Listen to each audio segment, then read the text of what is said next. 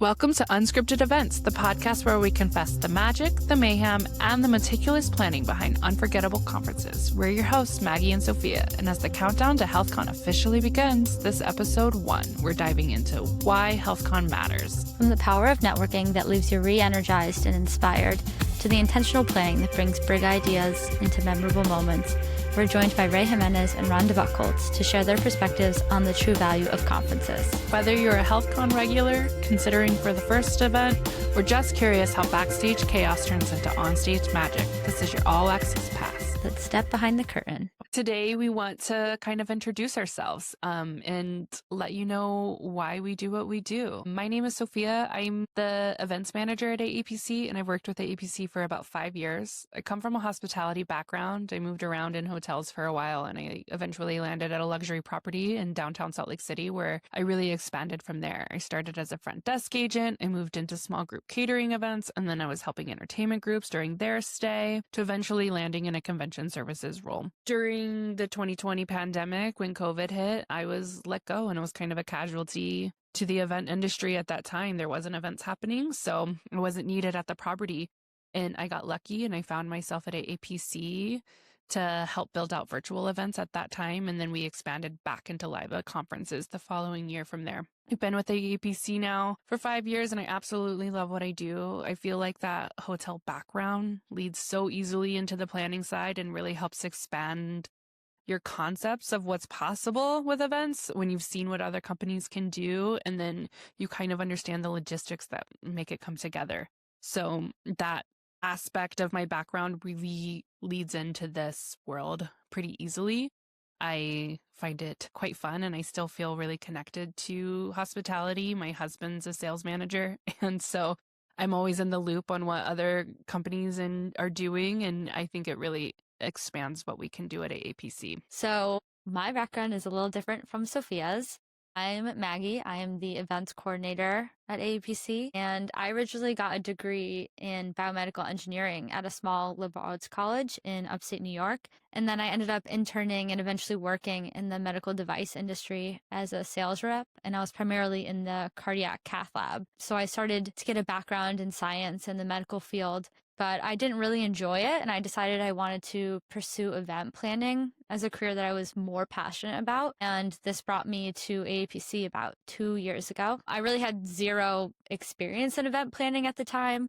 I had volunteered at events, but I had never coordinated anything. So to Sophia's credit, she's really mentored me over the last 2 years as we've planned numerous hybrid and virtual events. And I love it. It's been really fun. It was a great career transition for me. And now here we are. Yeah, so that was a little bit into who Sophia and I are and what we are doing here at AAPC with our event. Ray, do you want to give us a little bit of background about your history and with AAPC and in this community? Yeah. So Ray Jimenez, I've been in healthcare over 30 years on the revenue side of things. I've been with AAPC as an employee for almost 19 years now. And a large part of my focus is on membership engagement, helping our members understand what's going on in the industry, organizing events and educational opportunities. I think that AAPC has a responsibility of disseminating information through different formats and platforms, whether it's a course, a webinar,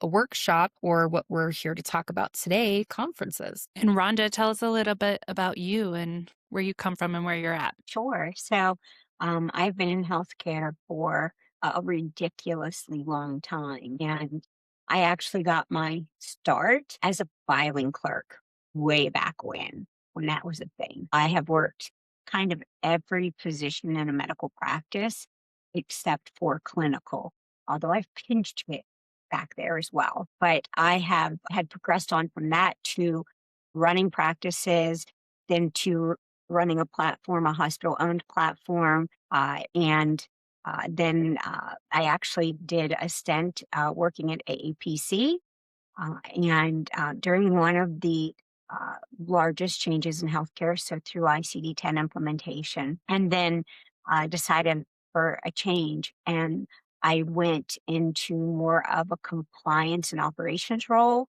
and have done that for, had done that for a long time. And I currently serve running coding operations for a large hospital system for the professional side of things, which has been a lot of fun.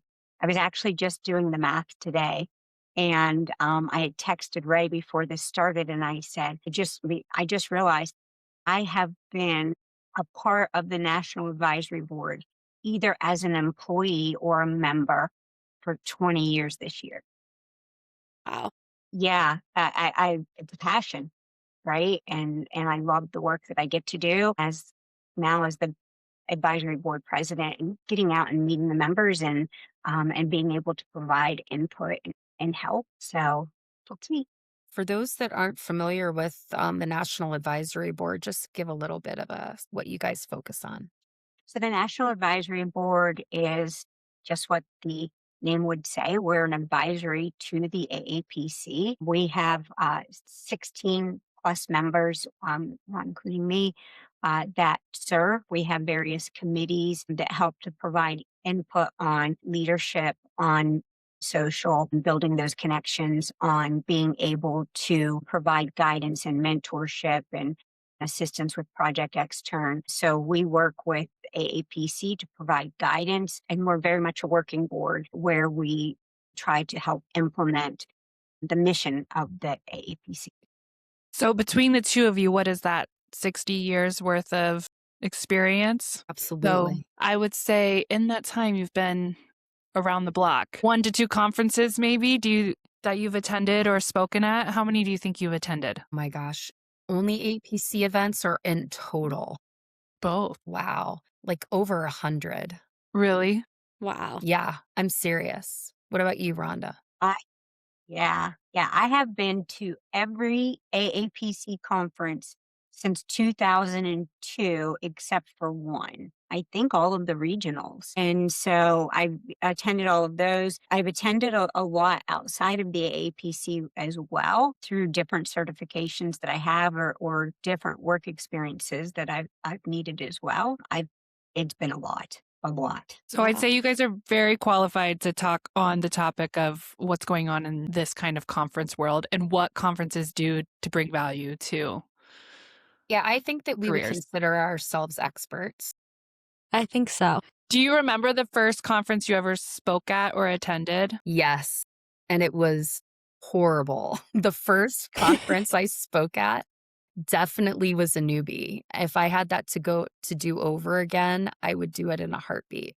But I'm thankful for the opportunity that I was given to try, because I learned a lot. I think sometimes you learn more by not getting it right the first time to improve. And you always have that in your back of your head, like, I never want to be that bad ever again. Do you remember the first one you attended and wasn't speaking at? Yes, I do. You want to hear about it? Yeah. What is that experience like? Hopefully better.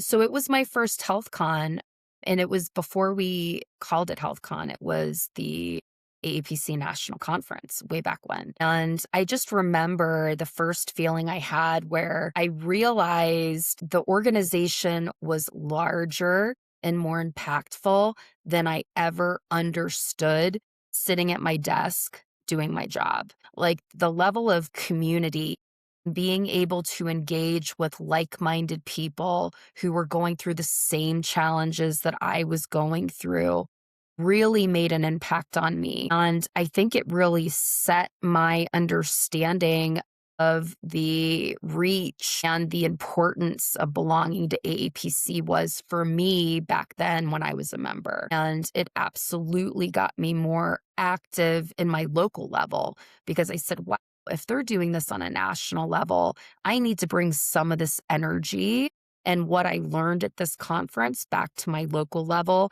And that's really what started my focus on giving more in the local chapter that I was involved in at that time. What point in your career were you at when you first started attending? So at that point, I had moved from coding to educating. So we were educating students to prepare for the AAPC certification. So I was lucky enough that working for an education institution, they realized the importance of education. So they funded us to be able to go, me and a few of the other instructors.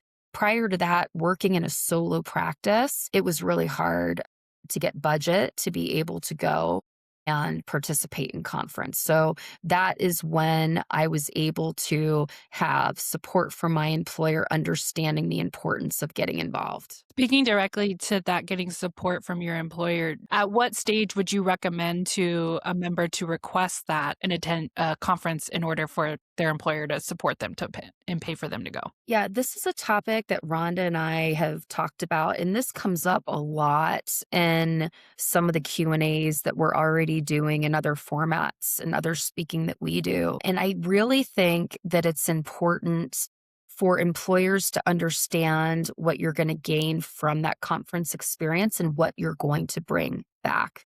This isn't just a few days for me to disconnect from the office and go and have fun. I think where our conferences stand apart is being able to learn actionable things that I can take back immediately to the office, finding answers to questions that we're struggling with at our organization. I can't tell you how many times I've been speaking at one of our conferences that an employee has come with a sticky pad saying, my boss said that if I could come and get this question answered, then it would be worth the trip here. And we've been able to give that kind of information. So I think that not all conferences have the same takeaway value that ours do.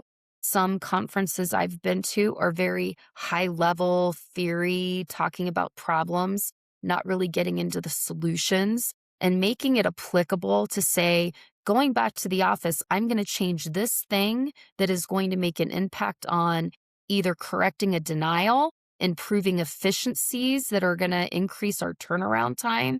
There is tangible takeaways. So if you're able to articulate that to your employer to say, by sponsoring me, this is what I will bring back to the organization, then it's an investment, not just in the employee, but in the value of the content they're going to bring back. Rhonda, do you think that there's a moment at a conference you've attended that changed the way you approach your work in the industry? Oh, 100%. And that's still true today.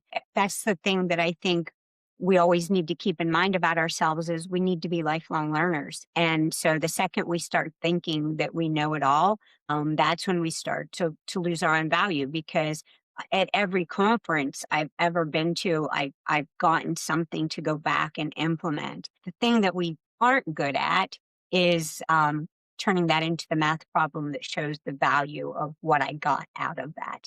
And so, it's one of those things for years. I would negotiate a conference into my yearly raise, or if I was starting a new job, into a continuing education budget to make sure that it would be covered. And so, I would always make sure back in the day when, I was maybe still learning and just getting into the industry and kind of working through things and had to pay on my own without employer support, we quadrupled up. We got 4 people to a room and made it reasonable for us all to go. We got creative with the solutions so that we could continue to be those lifelong learners and to really look at those types of things. My first conference that I ever went to that was an actual conference and not just like a one-day seminar was the AAPC conference. And it was back in 2002 and it was held in DC. And so it was easy because I could drive and I could get there and who doesn't want to go to the nation's capital, right? My family went. My husband took them sightseeing during the day while I learned and it was great. And the engagement and that I got out of that conference ignited that spark to keep me going and keep me learning and really coming back to that format. Yeah, Rhonda, and I think that what you said is a few things that you said that are extremely important is lifelong learning. And as long as you've been in the industry, there's still something new to learn. And I agree with you. At every single conference I attend, learn something new that I can take back and say, wow, I never thought about it that way. Or this is a problem that I didn't even know existed. This is how we should go about tackling that. And then just going back, once you've gone to one conference, going back is important because you're re-engaging with the people that you've networked with, that you've made those connections with, and it's a way for you to visit friends, colleagues. So those two things I think are super important and what makes AAPC conferences stand out. Yeah, I would echo that because connection is so important to all of us, and it's not something that we get, especially this day and age with a lot of the remote work that we're doing. And we've kind of gotten into this rut of thinking, well, I can just learn virtually, which you can, there, right? There's not a problem with that. But the in person offers you so much more value because you make those connections and those friendships and you do that networking. And I get excited every time we go to conference because I know that, and I call it my coding family. I'm going back and I'm going to see all of these relationships that I've built over the years. And I'm going to see all of those people. And it's fun because you might not have talked to that person since the last conference and you pick right back up and you catch up and right. Cause all of our lives are busy and it's crazy. But I think one of the best things that people don't realize is it's not just the education because you're right. You're going to get the same education in the session, whether you're virtual or live, except it's the conversations in the hallway or the conversations with the speaker after they're done. It's that networking. It's, at the events that are there that you can talk and pick up another conversation and learn any more. So that in person, that connection and what those connections can do for us in our lives is so important. Well, yeah, and the debates and the arguments that come from differences of opinion. That's my favorite part is challenging each other. There is so many ways to consume information now. And I look at the evolution of our industry, right? When I first got involved with the organization, internet didn't exist. You couldn't research payment policies. You didn't have access to this information. So the only way to get it is through conferences and local chapter meetings, right? Now we have information overload and there's so many places to get information, but is it the right information? Can you challenge the presenter when you're like, did I really understand that correctly? Is that what you intended? So you're right. In a one directional educational format, it doesn't give you the ability to kind of probe deeper or validate that you understood it correctly or challenge them when you have a difference of opinion, which we all know in this industry, we love a good debate. I think that brings up a good point of with so much access to information now, I think a lot of people in the industry experience burnout or a loss of passion in their career, and being able to come in person and make these connections really reignites that passion. I was just going to ask if you guys experience that when you go. It's draining. By the end of conference, you're exhausted, but it's the best kind of exhaustion you can feel. The energy when you start to see everybody and then even just start to see the posts that they're making and the pictures and the comments. And it's energizing to me. I absolutely love that type of thing. And so when we talk about connection, this is actually one of my favorite stories to talk about right now. And burnout. Actually went to speak for one of our local chapter seminars a couple months back. And I ran into someone that I had met through the AAPC through volunteer work decades ago. And I was checking in on her and I knew she had just started a new job a few months ago. And I was asking her how it was going. She asked me how it was going for me. And I'm like, yeah, I'm struggling a little bit. I'm going to start looking. And I love because we had known each other for so many years and we just both happened to reconnect. And the funny thing is I was trying to find a way to make it okay in my own brain to go, you know what? It's a 5.5 hour drive to talk for an hour, hour and a half, and then drive 5.5 hours back. My daughter's coming home for the weekend. I'm going to miss it. And so I was trying to find a way, and it's like, nope, I'm going. And it's funny because if you hear her tell the story, she wasn't going to come that day. And she was like, it's a half an hour on a Saturday morning. Just, you know what? I'm just not feeling it. But Rhonda's going to drive all that way. I need to show up.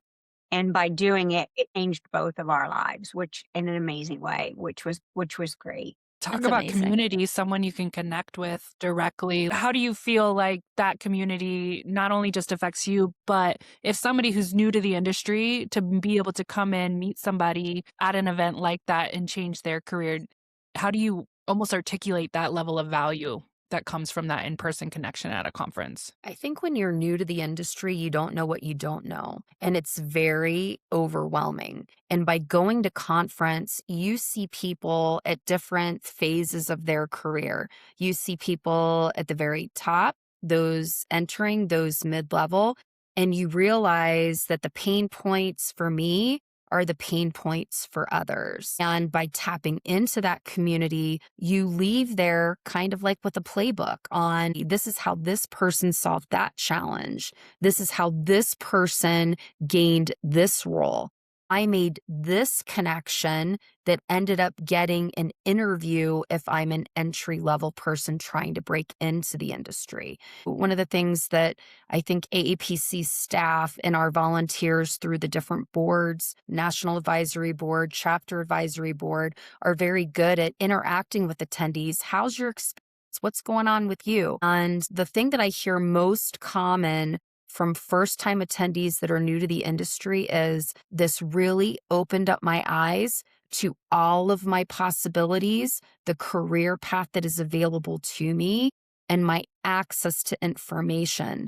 We can spend a lot of time researching things, but if we can tap into an expert that can give us a quick answer, that we make that connect and we can reach out to ongoing in our careers, to me, you can't place a dollar value on that. That's something that just can't be measured. There's no way in our industry you can be an expert at everything. Knowing how to tap into those connections is really what drives me and excites me about experiencing that with our members. One thing I feel like we always hear when we're at any conference is like every attendee is like, these are my people. What do you think makes them feel that level of connection to this community that they just aren't getting in their day-to-day job? I think that the speakers that at the conference are approachable. They're in the trenches. I remember my very first conference and speaking to some of the speakers who I still have connections with now, and getting answers to your questions and that feedback. I think that the AAPC in general is so much more welcoming and approachable to membership than other organizations that I've attended or been part of in the past. And I think that that makes a world of difference because when you know, I met this person and they gave me their email and I sent them a question and they answered me, right? Or I saw them and they remembered me. And I think that goes a long way. So too. I think, too, a lot of people go to conferences to get a question answered. And I think that in the AAPC and the HealthCon, we do a good job of adding a lot of panels that have different experts with different points of view, different aspects of looking at things, and allow the audience to pose those questions live. And I think that the participants appreciate that because they also realize that there are no dumb questions, that we all have similar things that we're trying to get answers to. And they really appreciate that interactive format. I think there's a ripple effect of bringing like-minded individuals into the same room, and that gives them that connection that they just didn't realize was there, and it just goes back into their work and how they feel about what they do. That just brings passion. I just don't know where else you can get that kind of excitement other than a conference, in my opinion.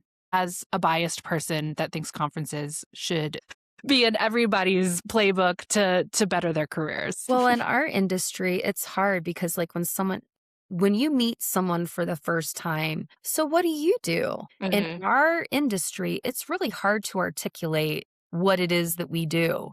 Well, now you've got 2,000 people that know exactly what you do, and you can skip through the small talk and really get to the heart of what's going on in your world, and they Yeah. understand. As a presenter, what do you think you get out of conferences that you can't get anywhere else? So for me, I think I learn more from the difficult questions that I get and different viewpoints that people are coming from. I think I've had a long career in education, not just speaking at conferences and not just at the AAPC conference, but some interesting things and nuances that I didn't know that caused me to go and research because I can't answer all of the questions all of the time. So it forces me to kind of stretch my knowledge to be able to help others. When I speak at conferences, I get the opportunity to go and listen to other speakers that I truly enjoy listening to and learning from. So that's another experience that I have being a speaker at not only AAPC events, but others. I love that. I think it's like that collaborative experience plays really well and that in person interaction. How do you feel like the audience interaction influences the message that you're providing versus if you were recording on your own for a presentation without the face to face interaction? Well, I think then in our industry, things are so nuanced, and sometimes the answer that you give to a question can change based on the payer or the specialty. So I think what has helped me better my skills as a presenter, keeping this in mind, is when the audience is asking a follow up question about something that I talked about, it allows me to correct their interpretation of what I said. Right? They'll be like, okay, so I want to clarify this is what you said. No, exactly. That's not what I said. What I said was. So it gives me the ability to either correct a misperception of what I was saying or correct something that I might have misspoke on. Like I fill in the blanks in my head because I know exactly what I want to say, but sometimes in the excitement of speaking, you might not extend all of the explanation. You might leave something out that is important. So those follow up questions are so important. Also, it allows me to read the room. I can tell if my information is landing or not. When I start seeing people go, what? Then it allows me to say, okay, I better emphasize this a little bit more than what I did because they're not getting it. Or allow me to ask questions of the audience to get a sense of, are the most important things that I want to get across, are they getting it? Yeah. Okay. To get back into the question, Rhonda, about as a presenter, what do you get out of conferences that you can't get anywhere else? Currently, my favorite session at the conferences are the sessions that honestly are only accessible if you're in person, and that's Ask the Expert. And what I love about that is not only are we providing advice to attendees, we're learning from the attendees. And so we're learning that sometimes what we thought was on our radar as educators is maybe just not as important as something that they're experiencing right now, or the trends are shifting a little bit. And so I think it's extremely helpful to be able to listen and help provide guidance and answer those questions during those Ask the Expert panels because they're just so valuable to learn from every angle. Absolutely. It's super fun to set those up too. Make a little cute little lounge, get it all cutesy and fun and serve breakfast in there. So it's like a And as a private little presenter, section. it's the most fun for me because there's literally nothing I can do to prepare other than to show up, right? And so you're not making presentations ahead of time. You're not, right? You're just engaging and listening. I love it. Do you feel like those sessions bring the most practical takeaways? That's how I envision it. I do. What advice would you give to someone attending a conference for the first time to make the most of it? I'm an introvert. And it's funny because I'll tell people, like, I'm socially awkward and no one ever believes me. I was going to say, I don't feel that way at all. I must mask it really well because if you're like me and you get anxiety around large groups and you're not sure how to make good small talk, right? It's go in there and just say hello, have a conversation. Everybody is so approachable. Don't be afraid to ask, especially as a attendee, right? If you don't understand something, everybody's there to help and to learn and to grow. So understanding that for me has helped me a lot. And I would say go with a plan. What do you want to get out of the conference? Anything that you do, you want to go into it saying, what do I expect to walk away with? And then make action items.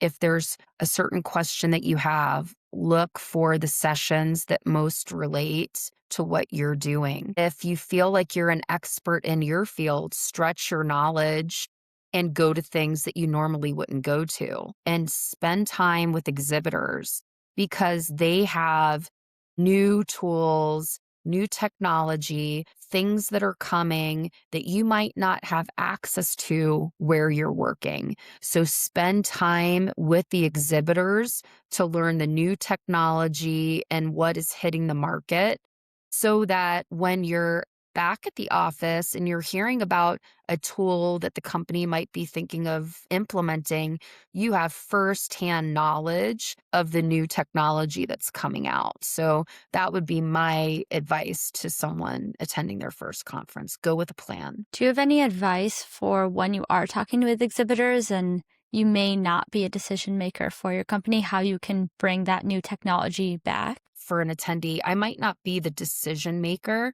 but I'm an influencer. I'm going to be taking the information back to my employer saying, this is an important tool and this is why. This is an area that we struggle with, and I think this tool could help us improve efficiencies. For the people that are making the decision, that are approving the budget, they are very rarely the person demoing the tool and understand in practical ways how it's going to be used.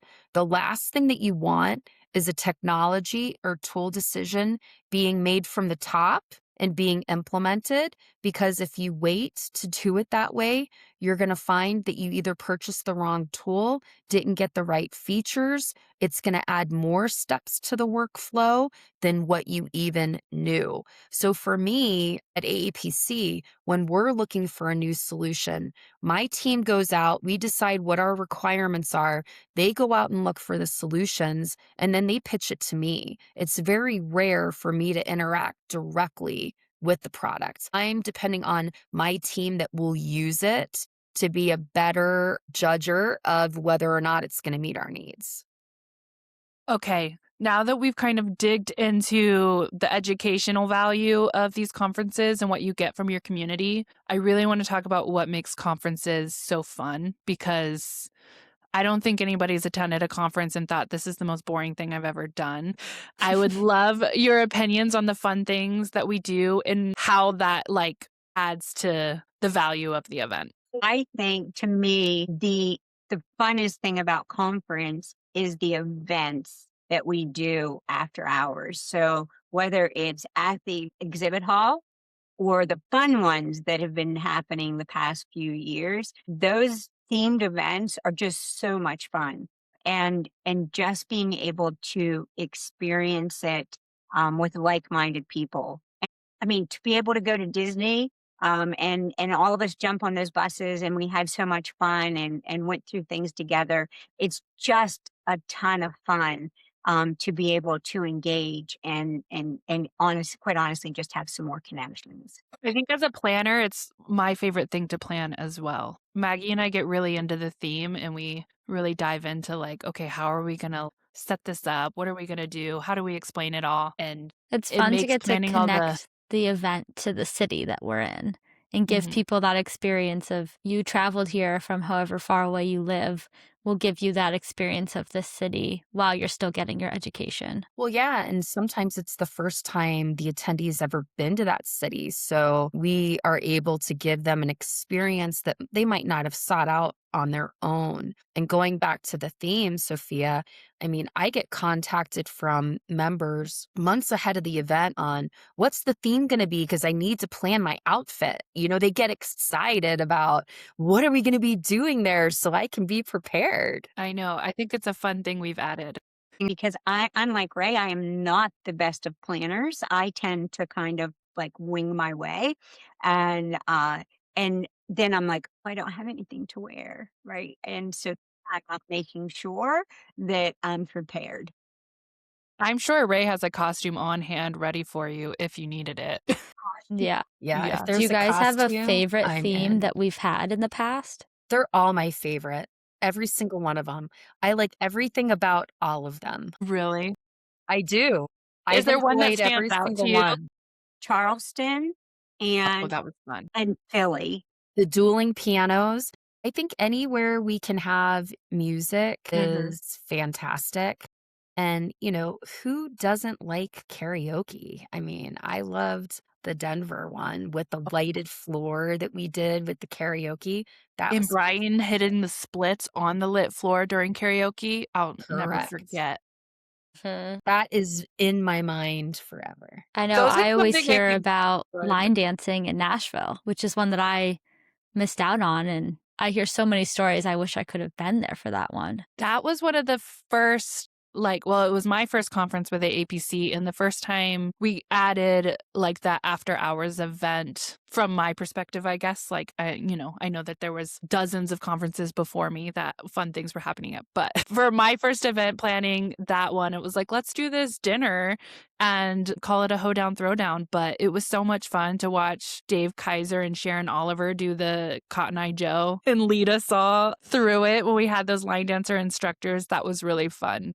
And I think that kind of opened all of our eyes to like this whole new level of like, we can have these great educational sessions all day long and then let our hair down a little with the same community and like build deeper connections. And I think that that really adds to the value of an overall experience of an event and why those extra parties are kind of important. I agree. Okay, new question. And I want you to, from all of your conferences you've attended, over hundreds, what's the most chaotic or funniest thing you've ever witnessed at a conference? Because we know live events We happen. can't. So it was an extension of conference back when we were rolling out the I-10 boot camps. And it was my first time teaching one of those boot camps. I was not the intended presenter, but due to some last minute changes, had to. The sessions were supposed to be capped at 40, but there were 80. So it was a very stressful time. Have made the best connections from that because during a break, I went and used the restroom. I learned a very valuable life lesson. Take your mic off. Oh my Back and like everybody's kind of laughing and they're clapping. And I'm like, guys, were you looking ahead at the answers? And they're like, no, your mic's on. And I'm like, well, at least you know I washed my hands, right? You gotta laugh or you're just going to die. And I still had a day and a half of boot camp to teach. So my gosh. I laughed and I like to this day, like the microphone comes down and off. I don't even trust it to be off. That's Well, it hilarious. also teaches you how long that mic range is. Like, that's pretty impressive. You would think that Yeah. it would like get out of proximity, but ever since Rhonda told me that story, I've been petrified. It's not just shutting it off, it's taking it off. So, Yeah. yeah. I feel like that's But one of those mine, things that you're scared of, you think would correct. happen, or You're never leaving making your that camera mistake on or again. something. Yeah. Oh, yeah.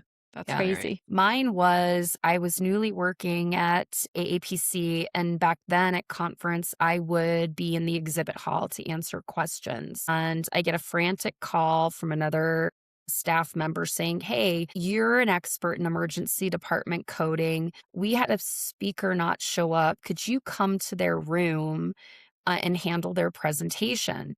So I'm like, well, is it a big room or a little room? Like, it's a little room.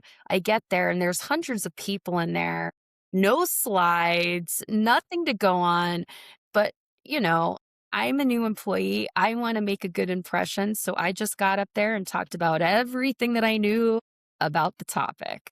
So luckily it landed well, and that got me the position of being a stand-in when needed. So there you go. What about the time that the presenter only went 16 minutes? Remember Oh, yeah. that? Like, there's been Yes. some crazy things that have happened Yep. that lead to fun times. Yep. Yeah. What you guys are both most looking forward to for HealthCon 2026 in Dallas? So for me, on the topic of events, we're going to be there over Cinco de Mayo. So I know we're having a fantastic event associated with that. Who does not like Mexican food on Cinco de Mayo? And then we're going through some challenging times in our industry. AI is the bright new shiny thing in the room, and learning from those who have been able to implement it and tell their stories of best practices and what they've seen on the other side of some of these pilots. I think our education committee does a fantastic job of looking at things that are going on in the industry now and picking the sessions that are going to be most valuable to the attendees. So I'm super excited about the education and the fun that we're going to have. So I'm excited because I do feel I get to be part of the education committee, and we got some fantastic applications this year. So I'm super excited to see that fulfilled and what that looks like for the members. But also, how do you choose an event? Because we're going to be there for Cinco de Mayo, but we're also going to be there for May 4th, right? May the 4th be with Mhm. you. I didn't put that I feel together. there needs to be some type of dueling. I don't know how you call it. Lightsabers, Star Wars costumes. Well, You're giving us some we ideas. might be I able to am make that Rey. happen. I am the Last Jedi, just so you know. Thanks for tuning into Unscripted Events. A huge thank you to Ray Jimenez and Rhonda Buchholz for joining us and sharing what's ahead for HealthCon 2026. We're just getting started, so be sure to stay tuned as we continue the countdown to conference. In the meantime, head to aapc.com/events to see what's coming up next. Until then, keep the countdown going, stay inspired, and we'll catch you on the next episode.